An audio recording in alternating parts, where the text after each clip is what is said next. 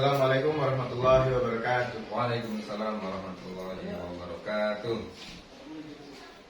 Alhamdulillahirabbil alamin wa bihi nasta'inu wa ala umuri dunya waddin. Shalatu wassalamu ala asyrofil anbiya'i wal mursalin wa ala alihi wa sahbihi ajma'in. Amma ba'du.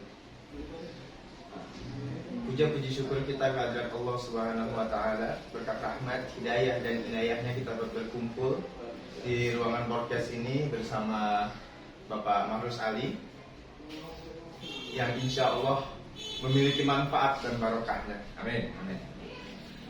Kedua kalinya salawat beriring dengan salam tak henti-hentinya kita sanjung agungkan kepada Habibina wa Syafi'ina wa Maulana Muhammad sallallahu alaihi wasallam. Semoga kita mendapatkan syafaatnya di yaumil akhir. Amin. Oke. Tuh kawan-kawan sekalian, welcome back di IRC Education. Untuk siang yang berbahagia ini, kita akan membawakan tema yang berjudul kesempatan memperbaiki di bulan Ramadan. Nah, menurut Bapak, seperti apa sih kesempatan kita memperbaiki di bulan Ramadan ini? Baik, terima kasih. Assalamualaikum warahmatullahi wabarakatuh. Waalaikumsalam warahmatullahi wabarakatuh. Mas Aidil dan rekan-rekan dimanapun kita semuanya berada. Jadi alhamdulillah kita bersyukur kepada Allah Subhanahu wa taala tak henti-hentinya, karena tidak ada lain dan tidak ada bukan kita diberikan kesempatan juga nih. Nah, sesuai dengan tema kita nih diberikan kesempatan di bulan Ramadan ini. Termasuk antum saya diberikan kesempatan, dan ini juga mahal. Di mana letak mahalnya ya? Banyak orang yang kepingin Ramadan masuk tapi Allah nggak kasih kesempatan. Ya, jadi tidak hanya kesempatan hadir di Ramadan, tapi sudah meninggal dunia, atau ada teman kita itu yang hadir sampai di bulan Ramadan tapi sakit, di rumah sakit atau di rumah nggak bisa puasa, nggak bisa aktivitas ibadah dan lain sebagainya. Dan yang lebih parahnya lagi ada Mas Edel ini, sampai di bulan Ramadan menikmati berkahnya bulan Ramadan tapi hatinya sakit. Nah, ini yang lebih parah, hatinya sakit. Gimana tuh hatinya sakit? Nah, ada waktu puasa ada puasa. Gitu. Waktu orang sahur ada sahur, kenapa hatinya sakit? Kalau dalam bahasa agama itu fi qulubihim maradun fazadahumullahu maradan. Dalam hati mereka itu ada penyakit. Nah, ini yang repot ini.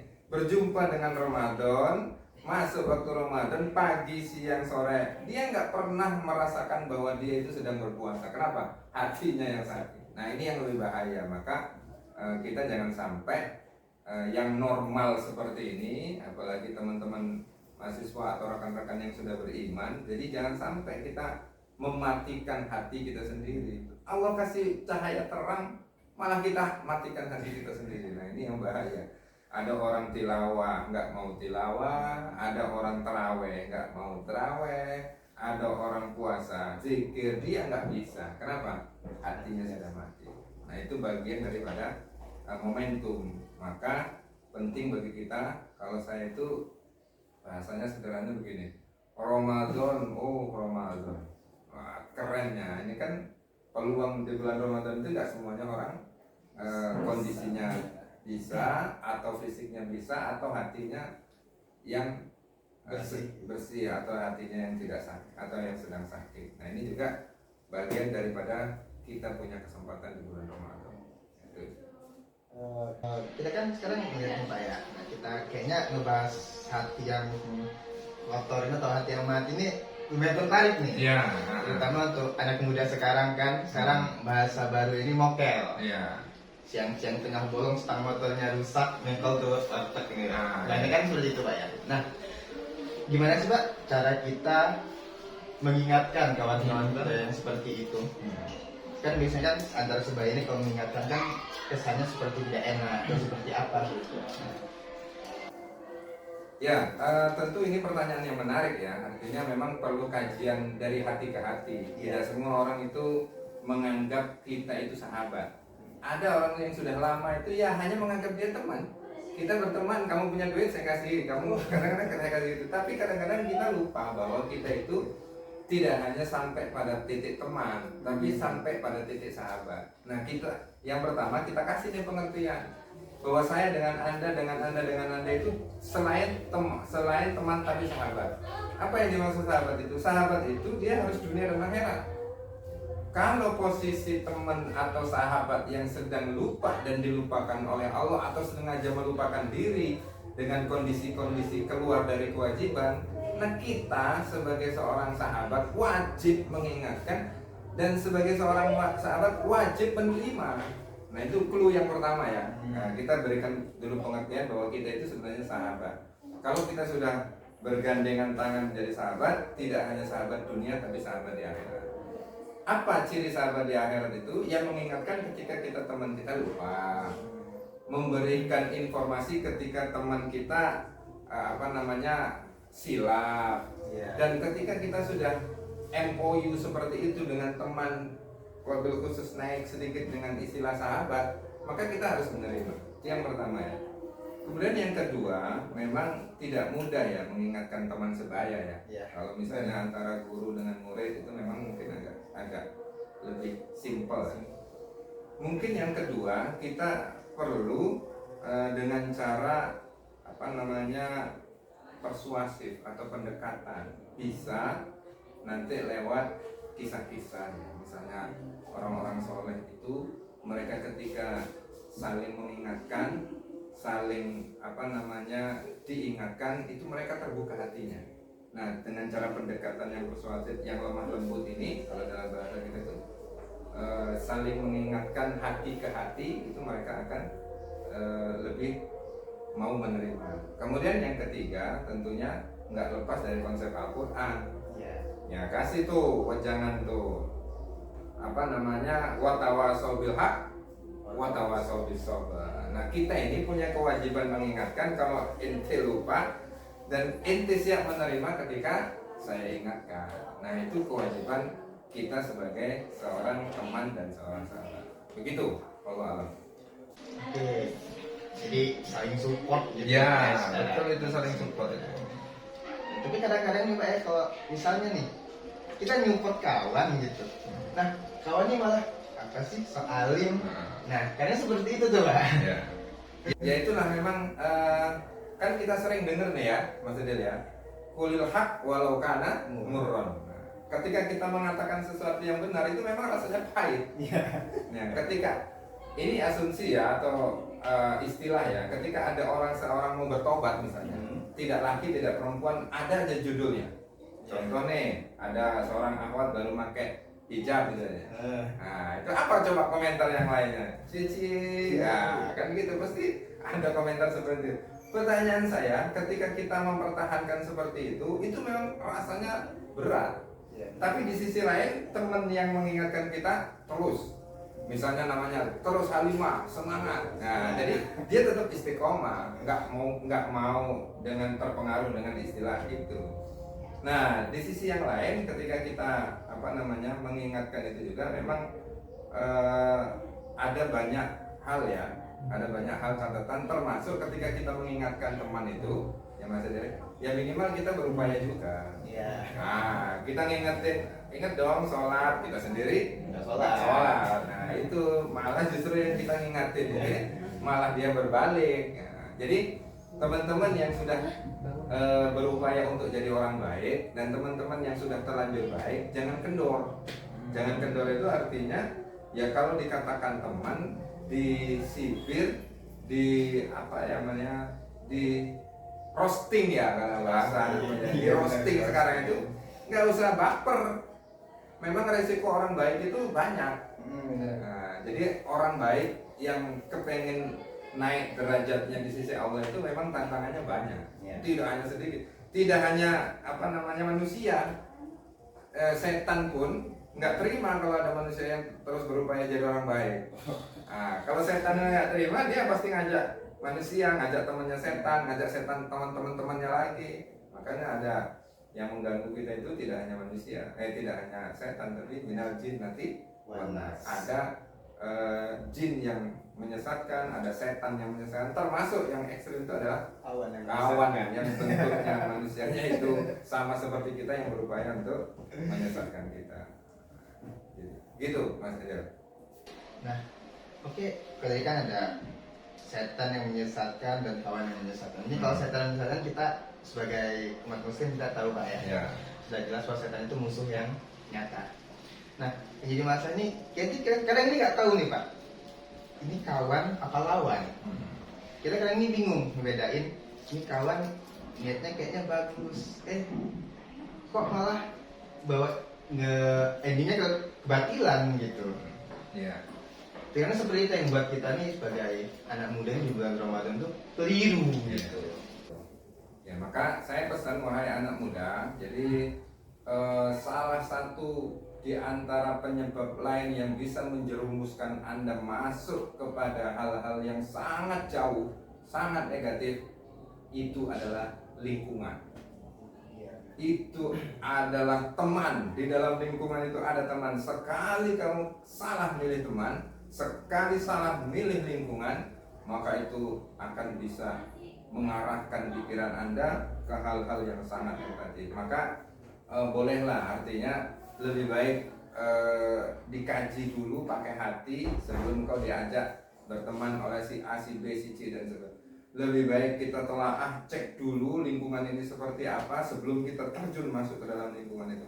Sekuat apapun iman seseorang, sedahsyat apapun keyakinan seseorang, kalau setiap hari dilucuti dengan lingkungan-lingkungan yang sangat negatif, itu kemungkinan ya, dalam tanda kutip ya, khusus anak muda itu, kalau dalam bahasa sering yang saya sampaikan di materi itu, dia akan terwarnai.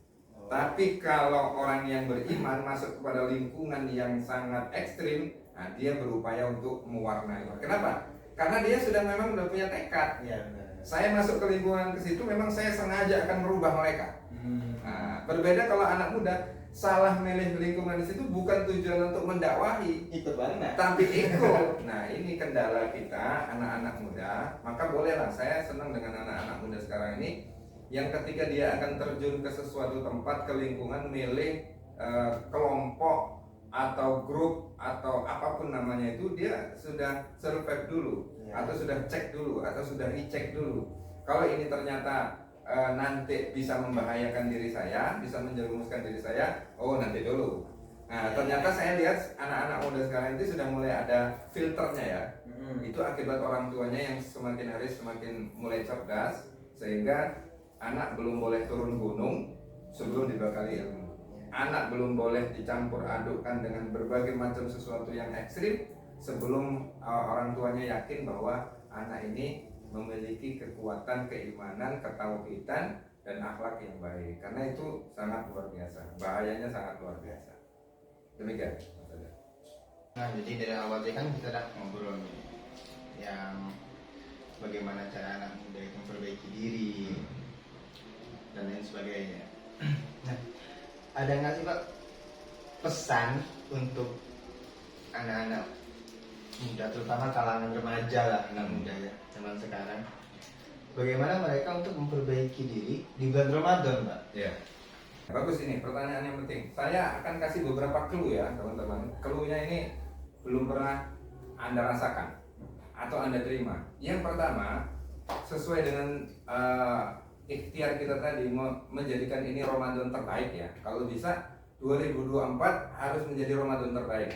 Maka saya akan memberikan clue. Yang pertama, banyaklah introspeksi diri.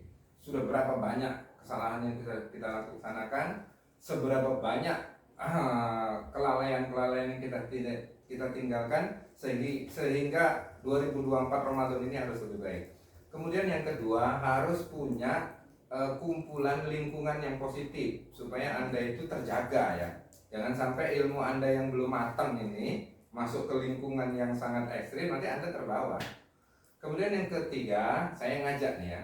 Saya ngajak teman-teman, wahai anak muda, kalau bisa buatlah pemecah rekor muri untuk pribadi.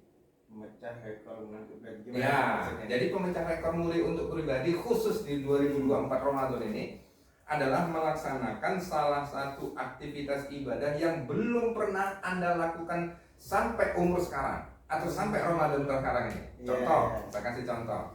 Standar nih ya, standar orang yang beriman, orang-orang yang beriman, saya tidak tahu kalau anak muda ini begitu atau tidak.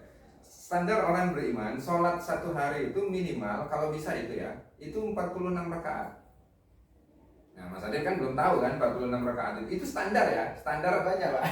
standar anak muda yang soleh. Ya. Nah, ini belum anak muda yang di luar prediksi Allah yang disukai oleh Allah, ini yang standar.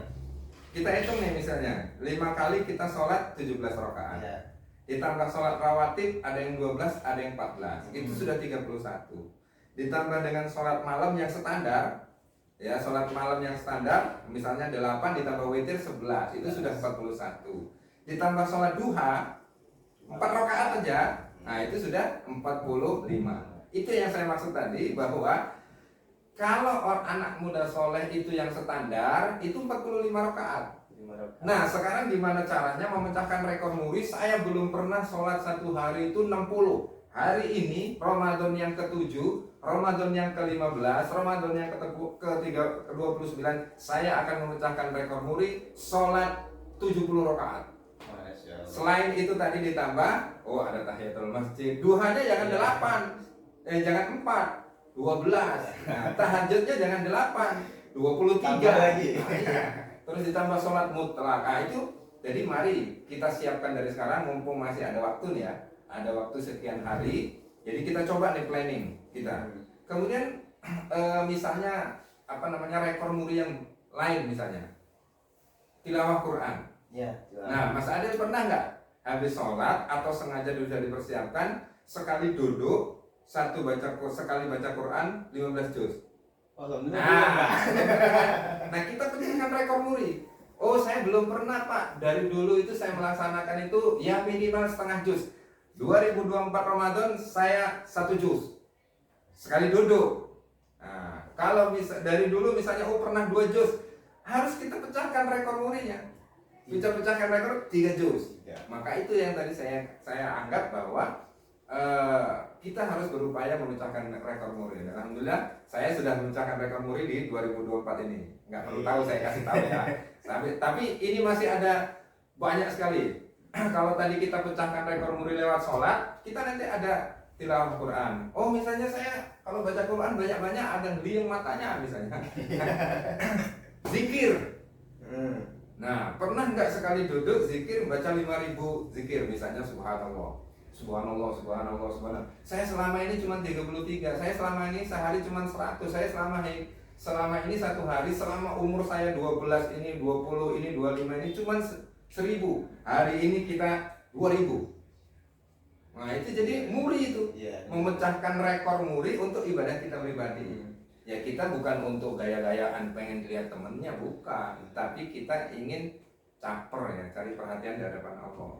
Nah supaya kita ini tadi dianggap punya sesuatu bergening, dalam artian punya kesan istimewa di Ramadan. Nah kalau Anda Mas Adil kan jangan-jangan belum punya kesan nih. Kalau kesannya standar kayak kemarin temennya itu ibadahnya begitu, itu nggak berkesan namanya. Nah bisa lagi misalnya zikir atau alhamdulillah 3.000 kali atau 7.000 kali atau sholawat. Belum pernah kan satu kali sholawat 10.000? Nah, kita baca nih satu. Ya Allah, saya nggak sekali duduk, tapi saya sehari 10.000. Allahumma sholli ala sayyidina Muhammad, Allahumma sholli ala sayyidina Muhammad. Toh nggak capek itu. Kita pakai hitungan apa? Sekarang misalnya tasbih sudah ada yang digital, kapasitasnya sudah ribuan dan sebagainya. Nah, itu diantaranya salah satu strategi untuk anak muda mengisi Ramadan ini punya momentum yang punya kesan yang bersejarah. Nah, jangan sampai lah kita ya anak-anak muda wabil khusus yang sudah mendengarkan podcast ini, jangan sampai nggak ngambil nih. Nah, kayaknya rugi banget misalnya ngambil, kalau orang kaya ya silahkan lah. Kalau misalnya selama ini sedekahnya hanya 1 juta selama bulan Ramadan, 2 juta pecahkan rekor muri.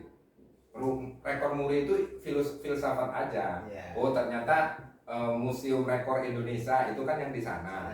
Nah kita muri dalam arti pribadi ibadah, bahwa kita itu memecahkan rekor bahwa belum pernah melaksanakan ibadah jenis ini selama jumlahnya sekian. Nah, hari ini kita pecahkan rekor. Demikian salah satunya. Jadi pemecah rekor gitu ya. Ya, bagus itu untuk trik nanti. Kalau triknya tuh bagus, menarik gitu. Ya. Nah, cuman untuk kalangan milenial ini, mereka kan kurang tertarik dalam hal ibadah. Gitu. Iya. Maaf saya ngomong. Mereka tuh kalau udah dengar, ke masjid itu lagi, ke masjid, ini, itu. Banyak ketika mendengar yang berbau religius tuh mereka kayak udah duluan. Iya. Nah, gimana sih Pak caranya biar anak muda terbangun jiwanya untuk memecahkan rekor itu? Iya. Ya, tentunya ini perlu perjuangan ya. Tidak hanya kita ya, tapi semua harus ikut. Semua harus ikut itu artinya gini, kita teman harus bantu, orang tua harus bantu, guru harus bantu, orang lain harus bantu untuk menjadikan ini feedback, karena nurani manusia itu selalu hanif ya, artinya selalu ke arah kebaikan. Dan jangan sampai nurani kita yang ke arah kebaikan ini goncang gara-gara hanya urusan-urusan sepele. Jadi banyak trik ya ketika kita akan berikhtiar untuk membuka. Yang jelas itu tadi bagian daripada persekongkolan teman ya, saudara, orang tua dan lain sebagainya. Lalu ketika kita bicara supaya menjadi mereka itu tertarik, termasuk dengan berupaya memecahkan rekor muri itu ya, yang jelas kita harus berikan penekanan bahwa agama itu penting. Iya, benar. Yang kedua, ingat ya bahwa perjalanan hidup kita selama ini itu ada yang kontrol. Siapa yang kontrol? Allah. Dan Anda nggak cukup makan minum, kemudian selesai urusan di dunia ini, enggak. Nanti kita ada pertanggungjawaban. Nah, itu kita berikan penekanan seperti itu. Nah, kemudian yang ketiga, apa iya sih, wahai teman, wahai sahabat, kita itu hidup mau begini-begini aja? Ya, nah, lihat tuh, kenapa sih orang itu mau ke masjid? Masa nggak pernah berpikir apa maksudnya mereka ke masjid? Kan pasti ada sesuatu nih. Iya. Kalau mereka mau seperti kita, mereka nggak ke masjid, pasti ada sesuatu. Oh, mungkin mereka hatinya pernah ditegur sama Allah, sehingga tertarik ke masjid. Oh, mungkin hatinya dibuat gelisah dengan bergelimang harta, nggak tenang. Oh, ketika dia ke masjid, ketika dia baca Quran, ketika dia zikir, jadi tenang. Nah, itu termasuk kita kan baru dibawakan dengan situasi yang baru kita dengar kan. Orang kaya yang punya apartemen, satu keluarga bunuh diri, ngikat kaki, ngikat tangan. Iya, benar. Nah, kan itu viral tuh. Pertanyaan saya, apa problem dia? Ya pasti hati. Nah, apakah bisa disupport dengan harta dan kebahagiaan dunia? Tidak bisa. Ternyata hati lebih penting. Dan terakhir ini dulu ya teman-teman ya. Kalau urusan rezeki yang kita, apakah itu harta dan lain sebagainya, kalau Allah itu sebenarnya, Mas Adel ya, ini saya tekankan di sini. Kalau Allah itu sebenarnya punya sistem suka-suka loh. Mana suka-suka nih? Iya, lihat kan, ada orang yang kerja keras, Ya. dia nggak kaya. Ya, benar. Tapi ada orang yang kerjanya ringan, santai, kaya. Ya. Pertanyaan saya, apakah semua yang kerja keras itu pasti kaya? Belum tentu. Ternyata di sisi tentang terkait masalah rezeki, Allah itu punya sifat yang nggak bisa dipaksa. Mau ngasih si A, mau ngasih si B. Oh, si A yang kerja keras dikasih. Oh, si B yang nggak kerja keras dikasih lebih banyak.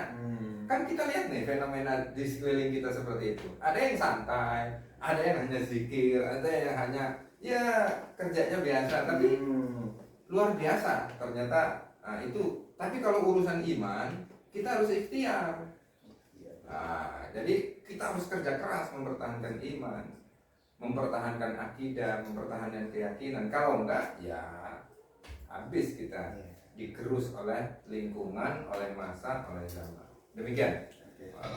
Wih, ini obrolan ini menarik nih. Ya. Ini kayaknya kalau kawan-kawan di rumah nonton tapi nggak sambil bawa pena, bawa buku, ini agak rugi nih kayaknya. Ya, mudah-mudahan nanti di-share terus kan. Nah, Amin, gitu. Di-setel terus, terus. Jadi dia walaupun nggak pakai nulis tapi dia di-setel. Gila. Oh, ternyata keluhnya ini dan seterusnya. Sebenarnya lagi pengen nih Pak yang ngobrolin panjang lebar sebenarnya di sini. Jangan berhubung kita belum sholat asar. Iya. Untuk kawan-kawan di rumah sekalian, mungkin obrolan ini bisa kita ambil manfaatnya ya. Kalau sampai nggak keambil manfaatnya itu kayaknya, waduh, rugi banget ini. Iya. Jarang-jarang lah kita nonton gratis tapi dengan segudang faedah, Pak ya. Iya, betul. Oke. Terima kasih Bapak. Ya, Harus Ali. sama-sama. Mudah-mudahan ada manfaatnya. Sukses selalu ya. Amin. Keren. Terima kasih untuk kawan-kawan sekalian yang sudah menonton channel kami. Semoga apa yang kami sampaikan menjadi manfaat, dan jika ada kata-kata yang salah atau menyinggung saudara-saudara sekalian, kawan-kawan sanak kerabat sekalian, mohon dimaafkan. Untuk terakhir kalinya izinkan saya berpantun. Boleh Pak ya, pantun dulu, Pak ya? Iya. Bila ada jarum yang patah, jangan disimpan dalam peti. Bila ada kata-kata yang salah, jangan disimpan dalam hati. Saya moderator izin undur diri. Allahumma fiqil aqwami thoriq. Wassalamualaikum warahmatullahi ta'ala wabarakatuh. Waalaikumsalam warahmatullahi